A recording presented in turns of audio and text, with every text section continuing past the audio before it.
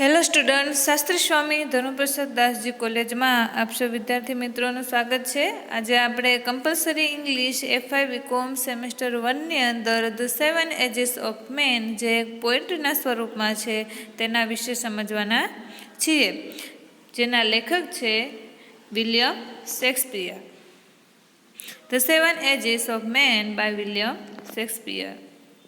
અહીંયા આપણે William શેક્સપિયરની image આપેલી છે. સૌપ્રથમ આપણે વિલિયમ શેક્સપિયર વિશે થોડી માહિતી મેળવીએ.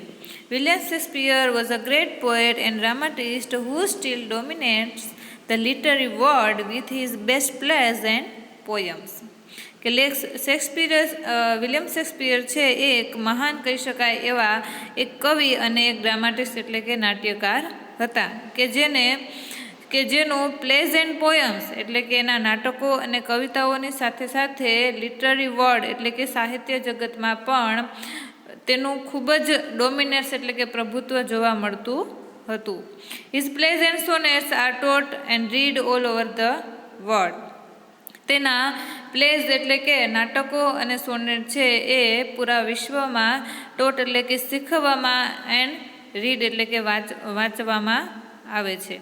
He started his career as an actor and then ventured into writing plays. કે તેની કારકિર્દીની શરૂઆતમાં છે એ સૌપ્રથમ તેણે એક એક્ટર તરીકે કરી હતી અને ત્યારબાદ વેન્ચર ઇન્ટુ રાઇટિંગ પ્લેઝ અને ત્યારબાદ તેણે પ્લેઝ લખવાની શરૂઆત કરી હતી. He had a profound knowledge of Elizabethan theatre and therefore he understood the contemporary audience. કે તેની કારકિર્દીની શરૂઆત તેણે છે એ એલિઝાબેથન થિયેટરમાં કરી હતી, કે જેને લીધે તેની પાસે પ્રોફાઉન્ડ નોલેજ એટલે કે થિયેટર વિશેનું ખૂબ જ ગાઢ નોલેજ છે હતું, અને તેથી તે કન્ટેમ્પરરી ઓડિયન્સ એટલે કે જે સાંપ્રત સમયની જે ઓડિયન્સ છે તેને ખૂબ જ સારી રીતે સમજી શકતા હતા. He became quite popular as a ડ્રામાટિસ્ટ. તે એક ડ્રામાટિસ્ટ એટલે કે નાટ્યકાર તરીકે ખૂબ જ પ્રસિદ્ધ બન્યા હતા. However, his greatness lies in profound understanding of human mind. તે એક ગ્રેટનેસ તેની મહાનતા એ હતી કે તે હ્યુમન માઇન્ડ એટલે કે જે માનવ છે, લોકો છે, તેના મનને ખૂબ જ ગાઢ રીતે પ્રોફાઉન્ડ એટલે કે ગાઢ રીતે છે એ સમજી શકતા હતા. His plays have universal appeal as they deal with universal theme of love, hatred, envy, greed, power, ambition and so on. કે તેના પ્લેઝ છે એ વૈશ્વિક રીતે જોવા જઈએ તો તેમાં દરેક યુનિવર્સલ થીમ છે જોવા મળે છે, એટલે કે તેના કથા વસ્તુઓ છે એ વિવિધ રીતે જોવા મળે છે, કે જેમાં લવ, પ્રેમ, હેટર્ડ એટલે કે ધિક્કાર, એન્વી, ઈર્ષા, ગ્રીડ, લોભ, પાવર, શક્તિ, એમ્બિશન એટલે કે મહત્વાકાંક્ષા અને એવા ઘણા બધી થીમ છે તેના નાટકો, પોયમો અને પ્લેઝમાં છે જોવા મળે છે. Shakespeare's major plays are as follow. શેક્સપિયરના કેટલાક અહીંયા પ્લેઝ છે ખૂબ જ દુનિયામાં અથવા તો વર્લ્ડમાં પ્રખ્યાત છે, જેના વિશે જે આપણે અહીંયા જોઈએ, જેમાં Hamlet, Othello, King Lear, Romeo and Juliet, Julius Caesar, Macbeth, as you like it, midsummer night's dream, the tempest અને ધ મર્ચન્ટ ઓફ વેનિસ. આ એના ખૂબ જ પ્રખ્યાત કહી શકાય તેવા પ્લેઝ છે, જેની ઉપર ઘણી બધી ફિલ્મો પણ બનેલી છે. Ben Jonson his contemporary said Shakespeare is not for an age but all times. કે બેન જોન્સન તે ખૂબ જ સારા એવા અને પ્રખ્યાત એવા લેખક છે. તે કહે છે કે Shakespeare is not for an age. તે એ કોઈ એજ માત્ર પૂરતા નથી, કોઈ ઉંમર પૂરતા નથી, બટ ઓલ ટાઈમ્સ તે હંમેશાને માટે આખી દુનિયામાં રહેલા છે. આપણે જાણીએ છીએ કે કોઈ પણ ઇંગ્લિશ વિષયમાં કોઈ પણ પોયમ હોય અથવા તો કોઈ નાટક છે એમાં એક યુનિટ તો છે એ શેક્સપિયરનો હોય જ છે. The 7 Ages of Man is taken from Shakespeare plays As You Like It. આપણો જે આ યુનિટ ભણવાના છે, પોયમ ભણવાના છે, જેનું નામ છે the seven ages of man, તે શેક્સપિયરનું પ્લે છે, એટલે કે એક કોમેડી પ્લે છે, નાટક છે, જેનું નામ છે એઝ યુ લાઇક ઇટ, તેમાંથી લેવામાં આવેલો છે. It is spoken by cynical character Jaques who looks at life from cynical point of view. He describes all the 7 stages of human life in a pessimistic manner. કે અહીંયા આ જે the seven ages of man એ poem છે તે spoken by cynical character, એટલે કે એક નિરાશાવાદી કેરેક્ટર છે, નિરાશાવાદી પાત્ર છે, જે એઝ યુ લાઇક ઇટમાં આપેલું છે, તેના દ્વારા કહેવામાં આવેલું છે, જેનું નામ છે jacks. who looks at life from cynical point of view. કે તે પોતાના જીવનને છે એ કેવી રીતે, તો કે સાયનિકલ એટલે કે એક નિરાશાવાદી દ્રષ્ટિકોણથી જોઈ છે. He describe all the 7 stages of human life. તે તેમાં વર્ણન કરે છે હ્યુમન લાઈફ એટલે કે માનવની જે 7 અવસ્થાઓ છે તેના વિશેનું વર્ણન કરે છે. ઇન અ પેસિમિસ્ટિક મેનર, એટલે કે નિરાશાવાદી મેનર, એટલે કે નિરાશાવાદી પોઈન્ટ ઓફ વ્યૂથી, દ્રષ્ટિકોણથી દરેકની લાઈફને તે જોએ છે. સૌપ્રથમ આપણે the seven ages of man તેને એનાલિસિસના સ્વરૂપમાં છે સમજવાનો પ્રયત્ન કરીશું. ત્યારબાદ આપણે પોયમને સમજીશું. Critical analysis and explanation of the poem. The poem Seven Ages of Man is a part of comedy as you like it. કે આ જે પોયમ છે the seven ages of man તે પાર્ટ ઓફ કોમેડી, એ comedy એક place છે એનો part છે, જેનું નામ છે the as you like it. It is speech of cynical philosopher Jaques who talks to duke senior. કે અહીંયા જે આપણું પાત્ર છે જેક્સ, તે સ્પીચ આપે છે, અને સાયનિકલ ફિલોસોફર તે કેવો વ્યક્તિ છે, તો કે એક નિરાશાવાદી વિચારસરણીવાળો વ્યક્તિ છે, કે જે who talks to duke senior, તે ડ્યુક સિનિયર સાથે વાત કરે છે અને પોતાની સ્પીચ આપે છે. Shakespeare compares the world with stage and every living person in describe as an actor. કે અહીંયા છે એ શેક્સપિયર શું કરે, તો કે કમ્પેર કરે છે, તુલના કરે છે. શું, તો કે ધ વર્લ્ડ વિથ સ્ટેજ, તો કે વર્લ્ડને છે, દુનિયાને છે, એક સ્ટેજ સાથે સરખાવે છે, અને એવરી લિવિંગ પર્સન, કે જે દરેક વ્યક્તિ જીવે છે એ દરેક વ્યક્તિને in describe as an actor, એટલે કે એક એક્ટર તરીકે દર્શાવે છે. He says, તે કહે છે કે all the words a stage and all the men and women merely player. તે કહે છે કે all the world a stage, આખી દુનિયા છે શું છે, તો કે એક સ્ટેજ છે, એક રંગમંચ છે. And all men and women, અને દરેક પુરુષ અને સ્ત્રી છે મેરેલી મીન્સ માત્ર, મેરેલી પ્લેયર, તે માત્ર ને માત્ર એક શું છે, તો કે પ્લેયર છે, એક પાત્ર છે, પોતાનું પાત્ર ભજવે છે, દુનિયામાં આવે છે અને જતા રહે છે. There are 7 acts in the drama of life. આ પોયમની અંદર છે એ 7 એક્ટ આપેલા છે, એટલે કે 7 ભાગ આપેલા છે જીવનના, જે ભજવવામાં આવેલા છે. Shakespeare describe each act briefly but in a very lively manner. અહીંયા શેક્સપિયરે જીવનના 7 તબક્કાઓને વર્ણવેલા છે. ઇચ એક્ટ બ્રીફલી, અને દરેક તબક્કાને ખૂબ જ બ્રીફલી મીન્સ કે સંક્ષિપ્તમાં વર્ણવેલા છે. But in a very lively manner, પરંતુ એ દરેક એક્ટ છે, દરેક અવસ્થા છે એ ખૂબ જ જીવંત છે. ઇન ઇલ્યુસ્ટ્રેટ હિઝ પોઈન્ટ, તે સમજાવે છે પોતાના પોઈન્ટ ઓફ વ્યૂથી, એટલે કે પોતાના દૃષ્ટિકોણથી, કે Shakespeare uses 7 example of common action, કે એ સામાન્ય 7 એક્ઝામ્પલો દ્વારા, 7 ઉદાહરણો દ્વારા સમજાવે છે કે man does during his life, કે દરેક વ્યક્તિ છે પોતાના જીવનમાં આ પ્રકારનું કામ કરતો હોય છે, અથવા તો આ પ્રકારનું વર્ણન કરતો હોય છે. The first stage of human life is a mauling and pucking infant in the nurse arms. અહીંયા મોલિંગનો અર્થ થાય છે નબળાઈ રીતે રડવું, અને પકિંગનો અર્થ થાય છે ઓકવું અથવા તો ઉલટી કરવી, અને ઇન્ફેન્ટનો અર્થ થાય છે નવજાત શિશુ અથવા તો બાળક. The first stage of human life, કે જીવનની જે પહેલી અવસ્થા છે તેમાં શું કરે છે તો કે બાળક મોલિંગ એન્ડ પકિંગ એટલે કે ખૂબ જ નબળાઈથી રડે છે અને ઉલટી કરે છે અથવા તો ઓકે છે ઇન ધ નર્સ આર્મ, એક નર્સના હાથ ઉપર. આપણે જાણીએ છીએ કે કોઈ નવજાત શિશુ બાળક જન્મે છે તો તેનામાં શક્તિ હોતી નથી, તો શું કરે તો કે ખૂબ જ નબળાઈપૂર્વક રડતો હોય છે અને પોતાના મોઢામાંથી છે એ લાળ ઝરતો હોય છે અથવા તો ઓકતો હોય છે. In the second stage he goes to school unwillingly, અને ત્યારબાદ શું તો કે બાળક થોડું મોટું થાય છે અને સ્કૂલે જવા માટે શું કરે તો કે રડે છે, કે તેને સ્કૂલે જવું ગમતું નથી. અનવિલિંગલીનો અર્થ થાય છે પોતાની મરજી વિના અથવા તો મને. તે he goes to school unwillingly, તેને સ્કૂલે જવું ગમતું નથી.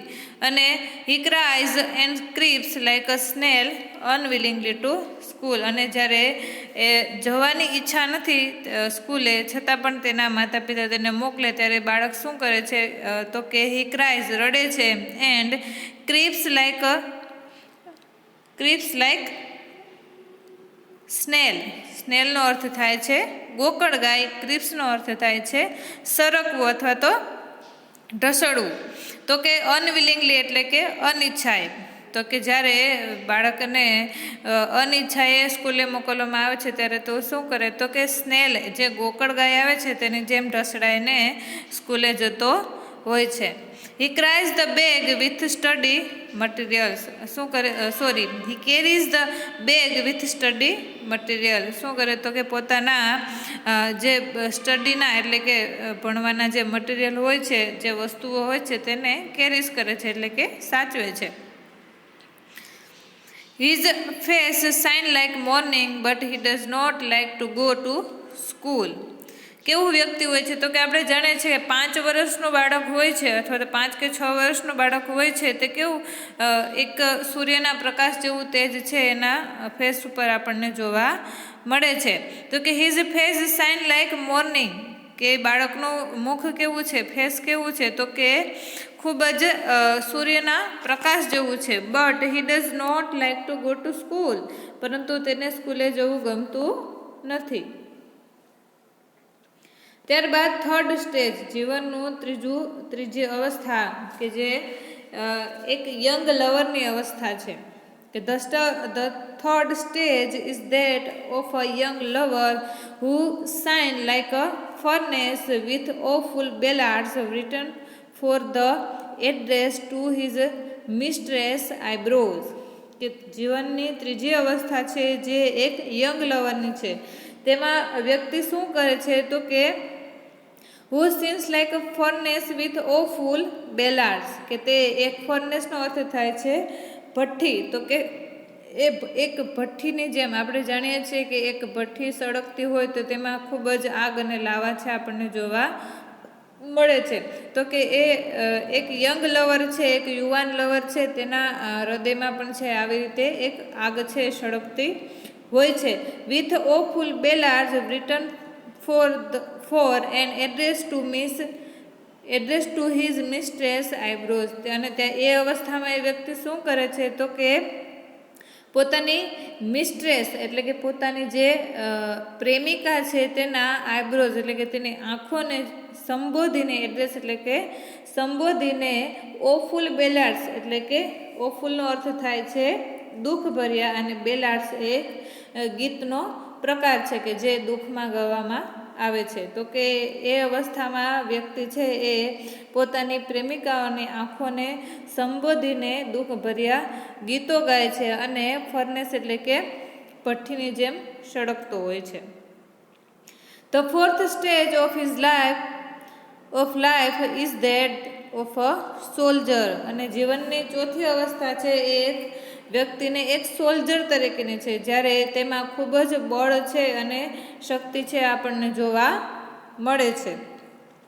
He is a full of ego and tax oath, અને એમાં વ્યક્તિ કેવો હોય છે તો કે ખૂબ જ યુવાન થઈ જાય, એટલે કે 21 થી 25 વર્ષની ઉંમરનો વ્યક્તિ થઈ જાય છે, યુવાન થઈ જાય ત્યારે ખૂબ જ એનામાં શક્તિ જોવા મળે છે. એટલે સાથે સાથે ફૂલ ઓફ ઈગો, ખૂબ જ ઘમંડ પણ એનામાં જોવા મળે છે. એન્ડ ટેક્સ ઓથ, અને શું કરતો હોય છે તો કે થોડા સમયમાં છે એ ઓથનો અર્થ થાય છે શપથ, કે કાંઈ આ કરી નાખું, ઓલું કરી નાખું, એવી રીતે છે એ શપથો લેતો હોય છે. He has a beard like a leopard, અને એ કેવો હતો કે એક દીપડા જેવો દેખાય છે. He is jealous in honour and quick in quarrel. શું કરે છે આ અવસ્થામાં તો કે જે હી ઇઝ જેલેસ, તેનામાં ઈર્ષાઓ જન્મે છે. ઇન ઓનર, શેના માટે તો કે માન સન્માન માટે. એન્ડ ક્વિક ઇન ક્વારલ, અને કેવો તો કે ખૂબ જ ક્વિક એટલે ઝડપથી, ક્વારલ એટલે કે ઝઘડો. તે ખૂબ જ થોડા જ સમયમાં છે લોકો સાથે ઝઘડો કરવા લાગે છે અને માન સન્માનની ઈચ્છા રાખે છે, અને ઈર્ષા પણ તેનામાં છે જોવા મળે છે. He seeks bubble reputation even in the month of cannons, કે શું કરે છે તો કે હી સિક્સ બબલ રેપ્યુટેશન. બબલનો અર્થ થાય છે એક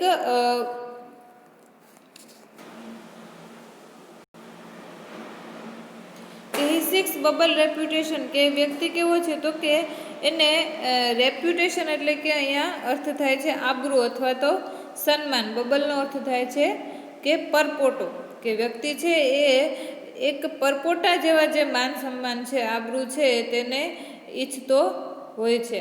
this means that he is ready to die for so called worldly honor and flimsy reputation, કે એમાં છે એ વ્યક્તિ શું કરે છે તો કે એ મરવા પણ તૈયાર થઈ જાય છે. શેના માટે તો કે વર્ડલી ઓનર, માત્ર શબ્દોરૂપી જે માન સન્માન મળે છે લોકો તરફથી, તેના માટે એ વ્યક્તિ મરવા પણ છે એ તૈયાર થઈ જતો હોય છે. અને ફ્લિમ્સી રેપ્યુટેશન એટલે કે જે મામૂલી આબરૂ છે, મામૂલી માન સન્માન લોકો તરફથી મળે છે, એ માન સન્માન મેળવવા માટે આ અવસ્થામાં એ વ્યક્તિ મરવા પણ તૈયાર થઈ જતો હોય છે. કઈ અવસ્થામાં તો કે એક સોલ્જરની અવસ્થામાં, કે જેમાં એ વ્યક્તિ ખૂબ જ જુસ્સાથી ભરેલો હોય છે. The fifth stage is that of the justice, અને જીવનની જે 5મી અવસ્થા છે એ છે એક જસ્ટિસ તરીકેની, એટલે કે એક ન્યાયાધીશ તરીકેની. તેમાં એ વ્યક્તિ શું કરે છે તે જોઈએ તો કે he is now round bellied man with severe eyes, કે આ અવસ્થામાં છે વ્યક્તિ કેવો હોય છે તો અથવા તો કેવું વર્તન કરતો હોય છે તો કે દેખાવે he is now round bellied man, કે તેનું એ રાઉન્ડનો અર્થ થાય છે ગોળ, બેલીડ અહીંયાનો અર્થ થાય છે પેટ, કે વ્યક્તિનું પેટ કેવું હોય છે તો કે ગોળ મોટળ અને બહાર નીકળી ગયેલું હોય છે. વિથ સેવર આઈઝ, સેવરનો અર્થ થાય છે ગંભીર, અને એની આંખો કેવી હોય છે તો કે ગંભીર પ્રકારની હોય છે. He has a beard of formal cut, બિયર્ડનો અર્થ થાય છે દાઢી, કે તેની દાઢી કેવી છે તો કે એક ફોર્મલ કટની હોય છે, તેની જે અવસ્થા છે, તેની જે ઉંમર છે, જે પ્રમાણે એને શોભતી હોય એ પ્રમાણે તેની ફોર્મલ કટ દાઢી રાખે છે. He is full of wise saying and quotable quotes, અને એ અવસ્થામાં એ શું કરતો હોય છે તો કે he is full of wise, તે ખૂબ જ બુદ્ધિથી ભરેલો હોય છે. એન્ડ સેઇંગ, શું કહેતો હોય તો કે કોટેબલ કોટ્સ, કે લોકોને છે એ યુક્તિઓ અને અમુક વાક્યો છે એ હંમેશા બોલતો રહેતો હોય છે. He likes to advise other all the time, અને આ અવસ્થામાં શું કરે તો કે લોકોને કંઈક ને કંઈક છે એ સલાહ સૂચન આપતો રહેતો હોય છે અને એડવાઇઝો આપતો રહેતો હોય છે, કેમ કે તેને એવું લાગે છે કે દરેક પ્રકારની બુદ્ધિ છે એ મારી પાસે જ છે. Probably the word capon refer to a bribe, he purchase wisdom and honesty but does not practice them. એ કહેવત છે the word capon refer to a bribe, he purchase wisdom, કે આ અવસ્થામાં છે તેની પાસે ઘણું બધું ડાપણ અને ઓનેસ્ટી એટલે કે પ્રામાણિકતા છે જોવા મળે છે, અને એ પ્રામાણિકતા અને ડાપણની વાતો કરતો હોય છે. બટ ડઝ નોટ પ્રેક્ટિસ ધેમ, પણ પોતે તેનું પાલન કરતો નથી અને બીજાને સલાહ દીધા કરે કે તમારે આમ કરવું જોઈએ, પરંતુ વ્યક્તિએ છે એ જ્યાં સુધી પોતે કોઈ જે વસ્તુનું પાલન કરતો ન હોય ત્યાં સુધી તે બીજાને કહી શકતો નથી અથવા તો તેને બીજાને કહેવાનો હક નથી. The sixth stage of life is that of a middle-aged man with spectacle on his nose and pouch on his side. અને જીવનની છઠ્ઠી અવસ્થા છે કે જે મિડલ એજ મેન એટલે કે એક આધેડ વ્યક્તિની છે. વિથ સ્પેક્ટેકલ્સ ઓન હિઝ નોઝ કે જેમાં તેના શું હોય તો કે નોઝ ઉપર એના નાક ઉપર એક ચશ્મા હોય છે. And pouch on his side અને તેની આંખોની નીચે છે એ પાઉચ એટલે કે એક પોપચા જેવું છે એનો તેનો એવો દેખાય છે. He looks clownish in his lean and slippered pantaloon કે એમાં એ વ્યક્તિ છે કેવો દેખાય છે તો કે he looks clownish in his lean and slippered pantaloon. તે એક ખૂબ નબળો એવો અને સ્લીપર્ડ ચપ્પલ પહેરતો પેન્ટાલૂન એટલે કે એક રંગલો અથવા તો જે નાટકો હોય છે તેમાં એક કોમેડી પાત્ર હોય છે તેના જેવો દેખાય છે. એક રમૂજી વ્યક્તિ હોય તેના જેવો દેખાય છે. His body is now shrunk. શ્રંકનો અર્થ થાય છે સંકોચાઈ જવું, કે તેનું બોડી છે કેવું છે તો કે ખૂબ જ સંકોચાઈ ગયેલું થઈ ગયેલું હોય છે અને ખૂબ જ કરચલીઓ છે તેના શરીરમાં જોવા મળે છે. His big voice has now turn into childish treble કે હવે તેનો અવાજ કેવો થઈ ગયો હોય છે તો કે આધેડ વ્યક્તિની ઉંમરનો વ્યક્તિ થાય છે ત્યારે તેનો અવાજ ટર્ન ઇન્ટુ ચાઇલ્ડિશ ટ્રેબલનો અર્થ થાય છે કે તીણો અવાજ અથવા તો છોકરાઓનો જે ઝીણો અવાજ હોય છે તેવો, તો કે બાળકનો જેવો અવાજ હોય છે તેવા અવાજમાં તેનો અવાજ ફેરવાઈ જાય છે. His sound is now hollow and weak. હોલોનો અર્થ થાય છે ખોખલો અને વીક મીન્સ કે નબળો અથવા તો દુર્બળ. તો કે આ અવસ્થામાં એ વ્યક્તિ છે એનો અવાજ ખોખલો અને નબળો હોય એવો લાગે છે એટલે કે ખૂબ જ ધીમો સંભળાય છે. The last stage of life in second childhood અને જીવનની જે છેલ્લી અવસ્થા છે એ શું છે તો કે બીજું બાળપણ કહી શકાય. Old age is second childhood when a person goes into the world of oblivion. કે આ જીવનની જે છેલ્લી અવસ્થા છે તે એ વ્યક્તિનું બીજું બાળપણ આપણે કહી શકાય અથવા તો એનું બાળપણ ફરી આવી ગયેલું હોય એવું આપણે કહી શકીએ કે old age is in second childhood અને આ જે ઓલ્ડ અવસ્થા છે વૃદ્ધા અવસ્થા છે એનું બીજું બાળપણ છે કે જેમાં a person goes in to the world of oblivion અને એ અવસ્થામાં એ વ્યક્તિ બધું જ ઓબ્લિવિઝન એટલે કે વિસ્મૃતિ અથવા તો બધું જ છે એ ભૂલી જાય છે. He has no teeth, no eyes, no taste અને એ અવસ્થામાં એ વ્યક્તિ પાસે દાંત હોતા નથી, આઈઝ હોતી નથી એટલે કે આંખો થોડીક નબળી પડી ગયેલી હોય છે, આંખો હોતી નથી, નો ટેસ્ટ તે દરેક પ્રકારના સ્વાદ લઈ શકતો નથી. He is sense everything. આપણા જે કાવ્ય છે તેમાં સેન્સ છે આપેલું છે. સેન્સનો અર્થ થાય છે કે વિના અથવા તો વગરનું. સેન્સ મીન્સ વિધાઉટ એટલે કે સેન્સનો અર્થ થાય છે વિના અથવા તો વગરનું. And it suggest that the old man loses everything gradually moving toward death અને આ અવસ્થામાં જે વ્યક્તિ છે એ the old man loses everything gradually અને એ વ્યક્તિ છે એ ધીમે ધીમે બધું જ ગુમાવે છે. એન્ડ મૂવિંગ ટુવર્ડ ડેથ અને મૃત્યુ તરફ જતો રહે છે. It is the last scene of life when the person is on death bed. અને આ જીવનનું જે છેલ્લું દ્રશ્ય છે કે જેમાં વ્યક્તિ ઓન ડેથ બેડ કે જે મૃત્યુશૈયા ઉપર પડેલો હોય છે. In each stage of life there are miseries. દરેક જીવનના જે દરેક સ્ટેજ છે તેમાં દુઃખ મિઝરીઝ છે એ જોવા મળે છે. Life is a tale of suffering according to Jacques. કે જેક્સના મતે છે એ શું તે કહે છે કે જીવન એક સફરિંગ છે, એટલે કે એક ખૂબ જ આપણને છે ઘણું બધું સહન કરવું પડે છે. Shakespeare has presented the pessimistic picture of life in this poem. શેક્સપિયરે અહીં પેસિમિસ્ટિક એટલે કે નિરાશાવાદી દ્રષ્ટિકોણથી છે એક પિક્ચર, એક દ્રશ્ય છે જીવનનું, એ આ પોયમમાં દર્શાવેલું છે.